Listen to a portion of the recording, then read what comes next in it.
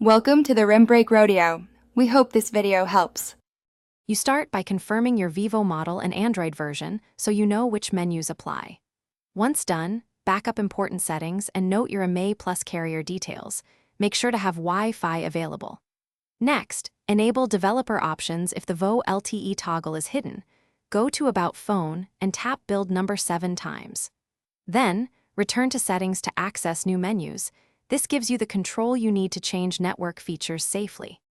You now navigate to Settings and open SIM and Network or Mobile Network. This varies by Vivo skin. Once there, look for VO LTE calling, HD calling, or enhanced LTE services and toggle it off.